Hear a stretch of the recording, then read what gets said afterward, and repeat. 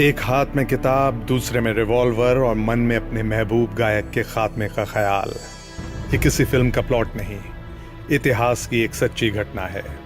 इसमें एक फैन है जो अपने आइडल से बेइंतहा मोहब्बत करता है, लेकिन धीरे धीरे उसके मन में अपने इस आइडल के लिए नफरत पैदा हो जाती है, जो आगे चलकर इतनी बढ़ जाती है कि वह अपने उस आइडल का खून कर देता है। मैं हूं ये शॉर्ट पर सौरभ भ्रमर आपके साथ, और आप सुन रहे हैं वर्ल्ड फेमस असैसिनेशन, विश्व प्रसिद्ध हत्याएं, जिनको देखकर, जिनके बारे में सुनकर दुनिया सकते में आ गई। ऐसी घटनाएं, ऐसी हत्याएं जिन्होंने दुनिया को बदल कर रख दिया। पहले उस आइडल के बारे में जानते हैं।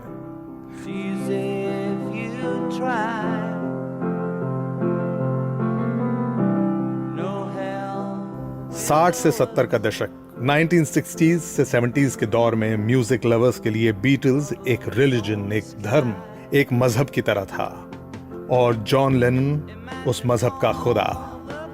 जॉन लेनन से ज्यादा दीवानगी, उनसे ज्यादा मोहब्बत शायद ही कभी किसी कलाकार पर किसी फैन ने बरसाई हो। 1960 से लेकर 1970 के उस दौर में दुनिया के सिर पर बस एक ही नशा चढ़ के बोलता था, बीटल्स का, और बीटल्स के जॉन लेनन का। वैसे तो बीटल्स में और भी कई गायक थे, मगर जो मकाम जॉन लेनन को हासिल था वो किसी और के हिस्से में नहीं आया।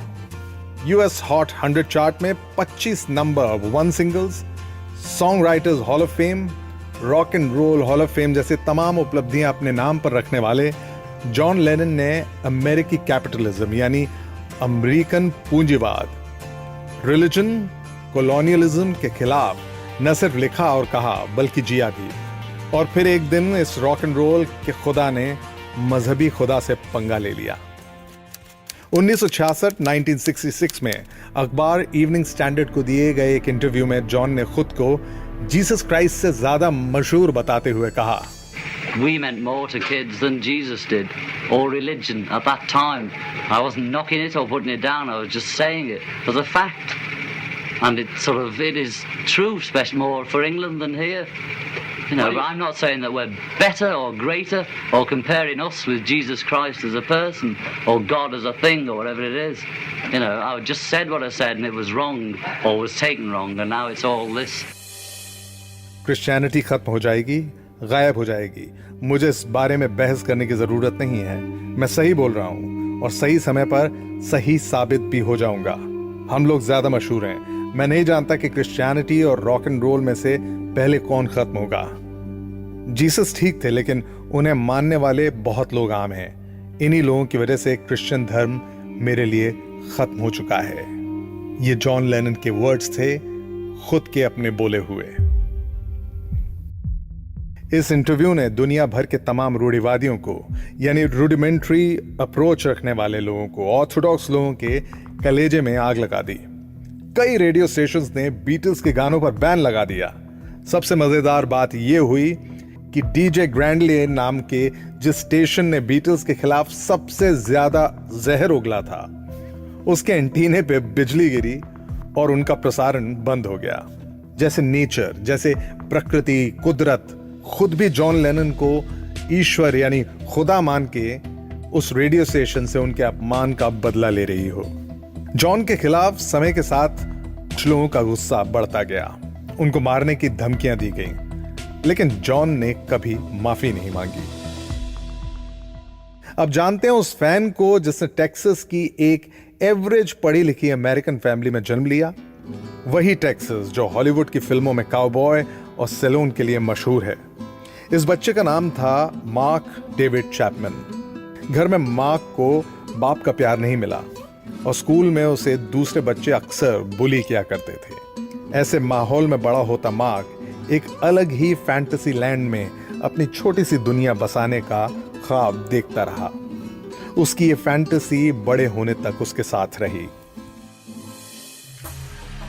60 के दशक में बड़े होते होते लगभग हर अमेरिकी युवा की तरह चैपमैन को ड्रग्स और एलएसडी की लत लग गई थी, और 17 साल का होते होते वो अपने आप को कट्टर क्रिश्चियन मानने लगा था। कहने वाला बड़ी अक्लमंद बात कह गया है। जरूरत से ज्यादा चाहत, जरूरत से ज्यादा मोहब्बत जो होती है वो दुश्मनी से ज्यादा खतरनाक होती है। इंसान ऑब्सेस्ड हो जाता है। जॉन लेनन के लिए चैपमैन की वैसी ही चाहत थी। चैपमैन क्रिश्चियनिटी का कट्टरता से पालन करने लगा था और जॉन के जीसस वाले बयान से उस फैन को बड़ा धक्का पहुंचा था। उसके बाकी धार्मिक साथियों ने जॉन को आदर्श मानने के लिए चैपमैन को काफी लताड़ा, उसका काफी मजाक उड़ाया। कट्टर क्रिश्चियन बन चुके मार्क चैपमैन को जॉन लेनन के ड्रग्स करने और उनकी आलीशान लाइफस्टाइल से भी नफरत होने लगी थी। उसका मानना था कि प्रेम की बात करके पैसा कमाना गलत है। यानी कहीं ना कहीं उसका मानना था कि जिस जॉन लेनन को वो अपना आइडल, अपना एक ढंग से आदर्श मानता है, वो करप्ट है। वो असली में एक भ्रष्ट इंसान है जो दूसरों के सामने छवि कुछ और रख रहा है लेकिन अंदर ही अंदर कुछ और है।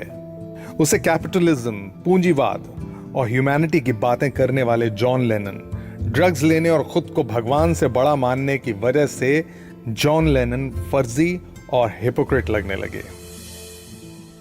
और इसी दौरान चैपमैन के हाथ जेडी सैलिंजर की क्लासिकल किताब कैचर इन द राई लगी। इस किताब का टीनेज हीरो हॉल्डन कॉलीफील्ड अपने आसपास के फर्जी और हिपोक्रेट लोगों को नापसंद करता है और उनके खिलाफ रिबेलियस हो जाता है, बगावत कर देता है।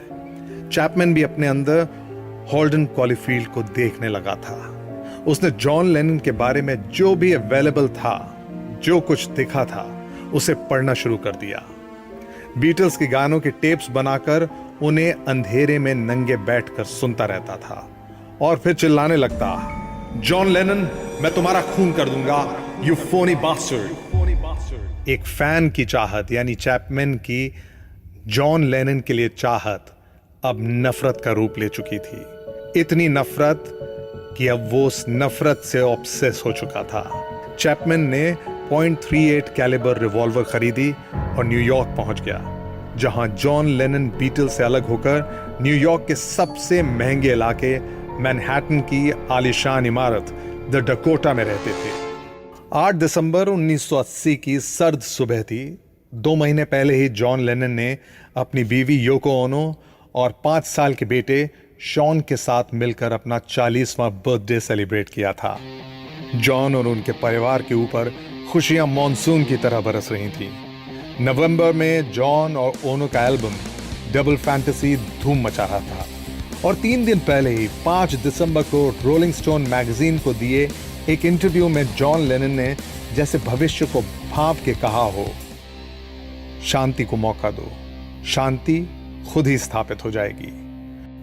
शांति स्थापित करने के लिए यानी सुकून यानी पीस अगर चाहते हैं तो इसके लिए गोलियां ना चलाएं। जॉन लेनन ने कहा कि उनका मानना है कि हम सबको प्यार की जरूरत है, दुनिया को प्यार की जरूरत है।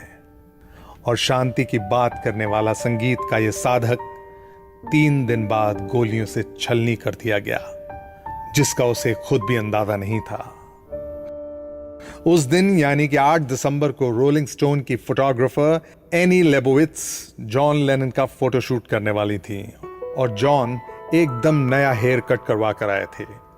दिन के 11 बजे एनी लेबोविट्स ने ओनो से फीटल लाइक पोजीशन में चिपके हुए जॉन की तस्वीर ली, जिसके बारे में कपल ने कहा था कि यह फोटो उनके रिश्ते को परफेक्टली कैप्चर करती है। इस फोटो को साल 2005 में किसी मैगजीन के कवर पर छपने वाली 40 सालों की सबसे बेहतरीन फोटो के खिताब से नवाजा गया। उधर मार्क डेविड चैपमैन सुबह ही अपने होटल से द डकोटा जो बिल्डिंग है उसके लिए निकला, जहां पे जॉन लेनन रहते थे। रास्ते में उसने कैचर इन द राई किताब खरीदी और उस पर लिखा, यह मेरा स्टेटमेंट है, और उसके नीचे किताब के हीरो हॉल्डन कॉलफील्ड के नाम से साइन भी कर दिए। द डकोटा बिल्डिंग पहुंचकर वह दोपहर तक जॉन का वेट करता रहा। उसके हाथ में जॉन लेनन की एल्बम डबल फैंटेसी थी। पूछने पर उसने बताया कि उसे लेनन के ऑटोग्राफ्स चाहिए। द डकोटा के अंदर जॉन लेनन के अपार्टमेंट में डबल फैंटेसी की अपार सक्सेस, अपार सफलता का जश्न मनाया जा रहा था। किसी रेडियो स्टेशन से जॉन लेनन का इंटरव्यू भी चल रहा था। लेनन अपने एल्बम की सक्सेस से बेहद खुश थे। वे फ्यूचर को लेकर अलग अलग प्लानिंग कर रहे थे। उनका कहना था कि उन्हें उतना काम करना है जितना कि शायद उनके मरने तक भी कभी खत्म ना हो। उधर उनका कत्ल करने के इंतजार में चैपमैन डकोटा के बाहर चहलकदमी कर रहा था। उसने कई बार बिल्डिंग के गेटकीपर से लेनन के बारे में पूछा कि वह कब उनसे मिल पाएगा, जिसका गेटकीपर ने वही जवाब दिया जो वहां रोज जमा होने वाले फैंस को अक्सर दिया जाता था। शाम के 5 बज चुके थे। लेनन और ओनो को अपने आने वाले गाने की रिकॉर्डिंग के लिए रिकॉर्ड प्लांट स्टूडियो जाना था। दोनों बिल्डिंग से बाहर आए और लिमोजिन में सवार होने ही वाले थे कि चैपमैन आगे बढ़ा। उसके हाथ में लेनन की ताज़ा हिट डबल फैंटेसी, जो एल्बम थी, उसकी कॉपी थी। बिल्डिंग के बाहर फैंस का जमा होना वैसे आम बात थी, लेकिन कभी किसी फैन को लेनन निराश नहीं करते थे, चाहे वो ऑटोग्राफ मांगे या फिर साथ में फोटो खिंचवाने की रिक्वेस्ट करे। चैपमैन ने अपने हाथ में पकड़ी हुई एल्बम लेनन के ऑटोग्राफ्स लेने के लिए आगे बढ़ा दी और एक फैन की उत्सुकता दिखाते हुए कहा, please can you sign me an autograph? क्या मुझे अपना आप ऑटोग्राफ देंगे? लेनन ने एल्बम हाथ में ले ली और ऑटोग्राफ देने के लिए पेन निकाल लिया। उनकी लिमोजिन वेट कर रही थी। लेनन एल्बम पर ऑटोग्राफ दे रहे थे। चैपमैन उन्हें देखे जा रहा था एकटक। उसने जेब में रखी रिवॉल्वर टटोली, रिवॉल्वर जो अभी तक एकदम ठंडी थी, लेकिन उसके हौसले ने जवाब दे दिया। वो ऑटोग्राफ देते जॉन लेनन को टकटकी बांधे देखता रहा। अगर आप गूगल पर सर्फ करें तो इस पल को पॉल गोरेश ने अपने कैमरे में कैद कर लिया है। ये तस्वीर आप गूगल पर देख सकते हैं। जॉन लेनन ने ऑटोग्राफ दिया और पूछा, do you want something else? कुछ और भी चाहिए? जवाब, नो नो सर। चैपमैन ने अपने अंदर लेनन की हत्या करने या न करने के द्वंद्व को, अपने अंदर के कॉन्ट्रडिक्शन को दबाते हुए कहा। लेनन उनका इंतजार करती लिमोजिन में सवार होकर रिकॉर्डिंग स्टूडियो की तरफ निकल गए। चैपमैन उन्हें जाता हुआ देखता रहा।